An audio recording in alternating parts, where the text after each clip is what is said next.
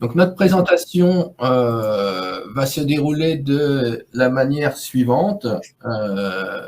Je vais commencer par vous présenter le matériel et méthodes utilisées pour aboutir aux résultats d'aujourd'hui. On vous présentera ensuite une analyse entre filières et puis ensuite des analyses par filière, donc bovin lait, bovin viande et ovin lait. Et on terminera par une conclusion. Entre chaque séquence de résultats, vous aurez donc un temps de questions. Donc, il y aura quatre temps de questions au cours de la présentation. Alors, pour ce qui est des matériels et méthodes, on a d'abord, nos objectifs là, du réseau thématique. On est parti donc notre volonté de maintenir une agriculture consommant un minimum de ressources tout en restant viable et productive. Notre volonté était aussi d'acquérir des connaissances sur les leviers techniques pour améliorer l'efficience des charges, d'écrire des systèmes efficients et rentables économiquement et les faire témoigner, et enfin être en capacité d'accompagner les agriculteurs. Donc pour cela, on a organisé notre travail sur 4 axes. Le premier a été de créer une équipe ressources, donc une douzaine d'ingénieurs réseau. Le second axe a été d'explorer de nouveaux concepts, c'est ce qu'on va vous présenter tout de suite après. L'objectif étant de proposer des méthodes de diagnostic et de conseils nouveaux, et ensuite diffuser largement les résultats, donc les 4 axes de travail qui répondent à nos objectifs. Donc, en termes de méthode, pour entrer dans le sujet, donc on a commencé par constituer une équipe d'ingénieurs réseau, donc dans les 3 productions, les 3 filières que je citais tout à l'heure, et qui ont choisi a priori une exploitation efficiente. On a, dans un deuxième temps, échangé, donc ces ingénieurs réseau, on a échangé pour établir les points de convergence de ces exploitations qui étaient a priori efficientes et qui rassemblaient en quoi elles convergeaient vers des critères communs, donc dans les 3 filières. On a ensuite positionné donc notre douzaine d'exploitations du réseau sur 7 critères de durabilité. Et pour cela, on s'est appuyé sur les travaux qui avaient été menés dans l'année 2021, qui a fait l'objet d'un thème, donc évaluer la durabilité économique des élevages ruminants, et qui a d'ailleurs été réactualisé en 2024. Donc, vous avez dû recevoir, pour ceux qui sont abonnés à la newsletter d'IDEL, vous avez dû recevoir ce thème. Et donc, 7 critères de durabilité, donc un qui était sur le revenu disponible ramené à l'unité de main-d'œuvre exploitant, le produit brut par unité de main-d'œuvre totale, le BE avant main-d'œuvre ramené sur le produit brut, l'annuité sur le produit brut, les aides totales sur le produit brut, les actifs immobilisés hors foncier plus les stocks par unité de main-d'œuvre exploitant, et les actifs immobilisés hors foncier plus les stocks sur le BE avant charge sociale exploitant. Donc, on a vérifié que les exploitations que nous avions choisies a priori efficientes répondaient bien à ces 7 critères de durabilité, et soulagement, elles répondaient favorablement donc à cette durabilité. Donc, ça, on était au 3e point. Le 4e point, on a réfléchi ensemble à définir des indicateurs d'efficience. Et donc, on a fait le choix d'aller sur des indicateurs d'efficience financiers. Je vous présenterai tout de suite après de quoi il s'agit. On a appliqué ces indicateurs d'efficience, on les a appliqués donc à la base de données diapason de 2021 sur l'ensemble des exploitations des 3 filières, puis en 2022. Et enfin, donc, dernièrement, on a positionné chaque exploitation du réseau par rapport à ces références issues du traitement. Alors, les indicateurs. Alors, encore une diapo avant de parler des indicateurs. Donc, notre contexte, c'était qu'on cherchait à avoir des exploitations agricoles durables et une exploitation agricole viable, vivable, transmissible et reproductible, s'inscrivant donc son développement dans une démarche sociétalement responsable. Alors sur le graphique, là, on s'est appuyé sur une représentation donc proposée par Amélie Fischer et Philippe Faverdin de l'INRA, donc le triangle de performance. Ici, on distingue donc l'efficacité de l'efficience. Un système efficace est efficace s'il permet de satisfaire les objectifs de l'éleveur. L'efficience du système mesure sa capacité à utiliser les ressources de manière optimale. Il s'agit ici d'un point de vue de technicien. Enfin, la pertinence s'évalue par l'atteinte des objectifs par rapport aux moyens de production mobilisés. Donc là, il s'agit plutôt d'une vision du gestionnaire. Le système est performant s'il est à la fois pertinent, efficace et efficient. Donc, vous avez compris que nous, on va s'intéresser à ce qui est dans le petit cadre rouge, donc l'efficience. Donc, on a défini plusieurs indicateurs. Le premier, c'est un indicateur d'efficience globale. Alors, comment on a calculé notre efficience globale des exploitations? Donc, on a repris tous les produits de l'exploitation, le produit herbivore et végétal, en excluant les aides et en excluant les cessions internes. Et donc, c'est tout ce qui sort en définitive de l'exploitation. Et on a ramené ça donc, à ce qui est nécessaire, donc aux intrants nécessaires pour produire donc, le produit herbivore et végétal. Ce qu'on a retenu comme intrants, c'est les intrants courants, les aliments et les appros sur les surfaces. On a également tenu compte de la mécanisation, de l'électricité qui est consommée sur l'exploitation, de l'eau également qui est consommée et des services qui ont été demandés pour pouvoir exercer l'activité donc, agricole. Donc, plus simplement dit, on a regardé combien 1 euro d'intrant, donc avec notre définition qui est à l'écran, combien 1 euro d'intrant peut générer de produits. Donc, si on regarde sur le graphique, si je prends l'exemple qui est noté sur le graphique, je vais pointer avec mon pointeur. Ici, l'exploitation qui est identifiée, avec 216 460 euros d'intrants, elle a généré 168 911 euros de produits. Elle a donc une efficience de 0,78. Elle a produit moins que d'intrants. Donc, elle a une efficience plutôt faible. Donc, la médiane de nos exploitations se situe à 1,86. Donc, toute filière confondue, c'est-à-dire que la moitié des élevages génèrent plus de 1,86 € de produits pour 1 euro d'intrant engagé. Donc, quand on est au-dessus de la médiane sur le graphique, on est plutôt moins efficient, et quand on est en dessous, on est parmi ceux qui sont le plus efficients. Donc là, c'est le premier indicateur qu'on a défini, l'efficience globale. Et derrière, on a défini d'autres indicateurs. Ça passe pas. Voilà, si. On a défini d'autres indicateurs pour détailler un petit peu l'efficience de chaque exploitation et pouvoir analyser plus finement. Donc, un indicateur d'efficience de l'aliment. Donc là, on a retenu le produit herbivore ramené donc, aux aliments, donc les aliments qui sont achetés, mais également ceux qui sont prélevés sur l'exploitation, plus éventuellement les achats de forage, le poudre de lait et les coproduits. Donc, c'est l'efficience des aliments. On a un deuxième indicateur sur l'efficience des appros sur les surfaces.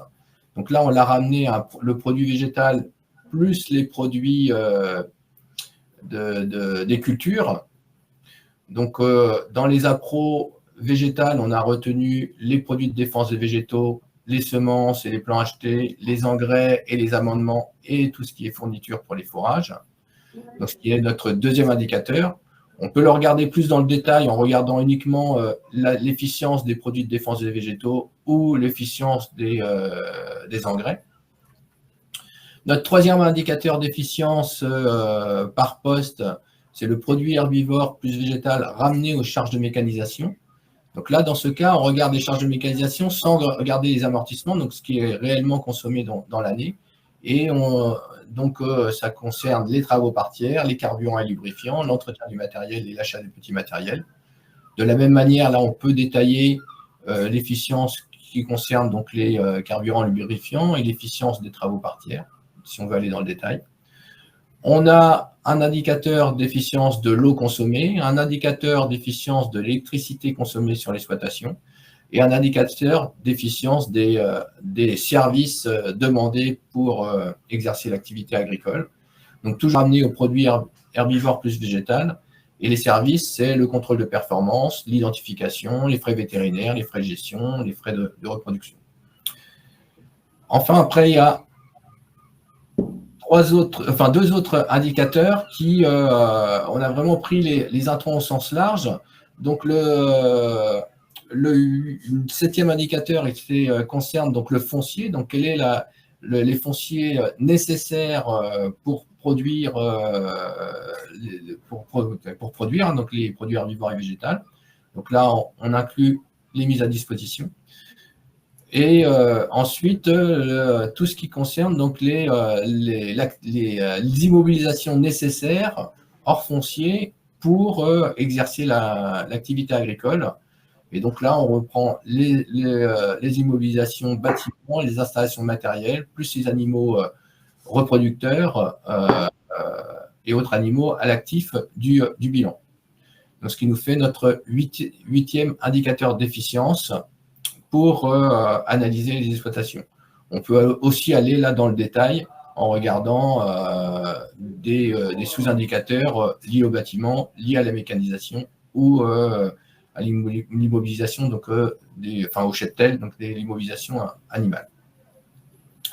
Donc voilà donc, la méthode que nous avons utilisée. Donc maintenant, dans une deuxième partie, je vais passer la parole à Mylène, va vous présenter les premiers résultats, qu'est-ce qu'a pu donner donc notre traitement de notre base de données. Donc je passe la main donc à Mylène. Bonjour à tous. Donc effectivement, on va s'attarder maintenant sur l'analyse qu'on peut faire entre filières de ces indicateurs d'efficience. Donc pour ce faire, on a utilisé la base de données des exploitations d'élevage Inosis, donc un dispositif partenariat Chambre d'agriculture et Institut de l'élevage. Et on a donc 510 exploitations qu'on a analysées sous le prisme de l'efficience. Donc on s'est attardé sur les exploitations spécialisées en agriculture conventionnelle. Donc on n'a pas regardé l'efficience sur les exploitations diversifiées, que ce soit avec des cultures, avec du hors-sol, ou des exploitations mixtes bovin-viande, bovin-lait. On est vraiment sur des exploitations spécialisées ici et on s'est focalisé sur l'année 2022. Donc, vous voyez à l'écran, on a les bovins-lait, les bovins-viande, les ovins-lait comme filière et il nous manque les caprins et les ovins-viande. C'est un choix qu'on a fait de ne pas retenir ces filières puisqu'on n'a pas, en fait, de conseillers dans notre réseau thématique qui travaillent sur ces filières. Donc, on s'est focalisé sur les filières sur lesquelles nous travaillons. Donc, en bovin-lait, nous avons un panel de 256 exploitations qui ont une main-d'œuvre totale de 2,6 unités de main-d'œuvre pour 2 unités de main-d'œuvre exploitants. C'est des exploitations qui ont une surface de 131 hectares pour 83 vaches laitières.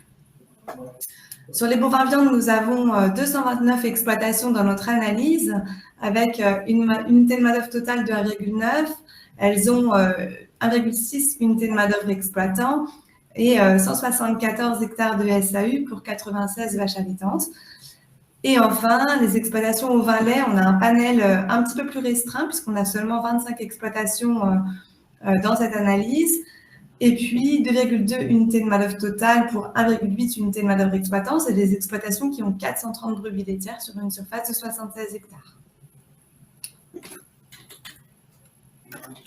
Donc, on va démarrer effectivement cette analyse entre filières en regardant indicateur d'efficience par indicateur d'efficience, les uns après les autres, ce que ça donne sur nos filières.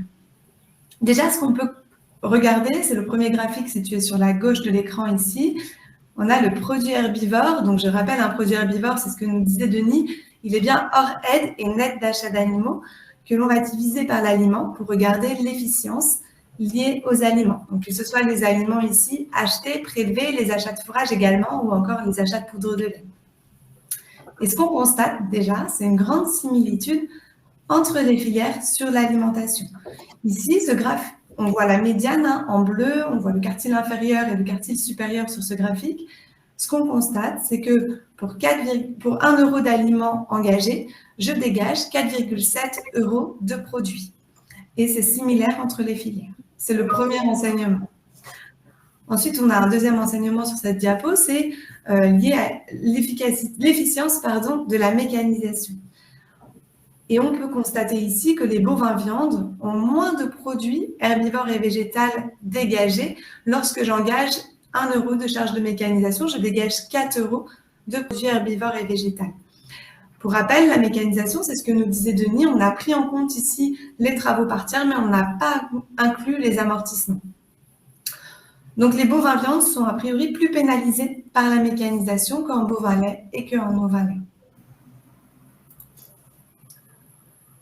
Quand on regarde ensuite les approvisionnements des surfaces et l'efficience qui en est liée, ce qu'on constate, c'est que le produit bovin viande à l'hectare, il vient peser sur l'efficience de l'approvisionnement des surfaces. On est à 9 euros de produits dégagés pour 1 euro d'intrants liés aux approvisionnements des surfaces en bovin viande, quand en médiane, on est à 15 euros pour les bovins lait ou 14 euros pour les ovins lait. On voit aussi ici, sur la droite de l'écran, l'efficience liée au fermage et aux mises à disposition. Alors, avec toutes les précautions qu'il faut prendre pour regarder cet indicateur, puisqu'on sait que ça dépend fortement de la situation personnelle de l'exploitation et de l'exploitant, s'il a des terres en propriété ou non, s'il a du fermage, de la mise à disposition.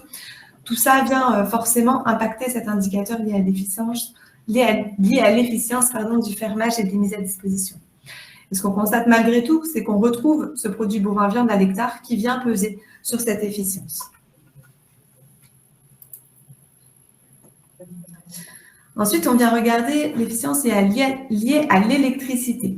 Et effectivement, on a le poids de la salle de traite qui pèse fortement sur cette efficience. Vous voyez les filières laitières ici, bovin lait et ovin lait, qui ont une efficience inférieure aux élevages bovins viande. En élevage bovin viande, on dégage 160 euros de produits herbivores et végétales pour 1 euro d'électricité engagée, quand en ovin lait, c'est 37 euros de produits qu'on dégage et 61 euros en bovin lait.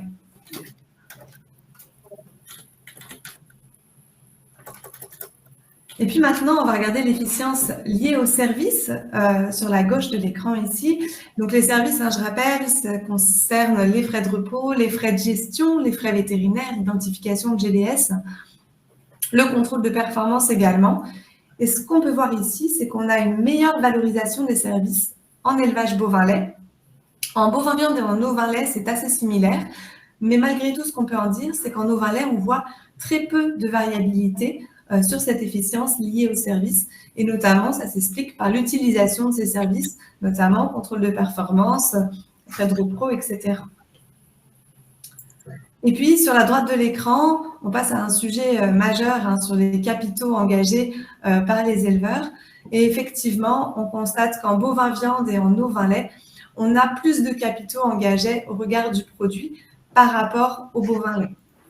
Alors, en bovin viande, ça s'explique majoritairement par le cheptel et aussi le faible produit dégagé. Et en ovin lait, ce sont les bâtiments et les équipements qui viennent peser sur cette efficience.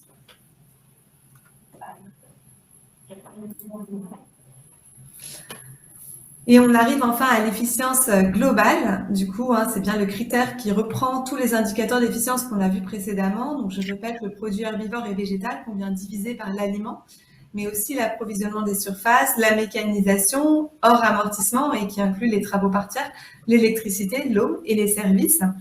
Et on constate que les bovins laits ont une efficience de 2 euros de produits dégagés pour 1 euro d'intrants engagés.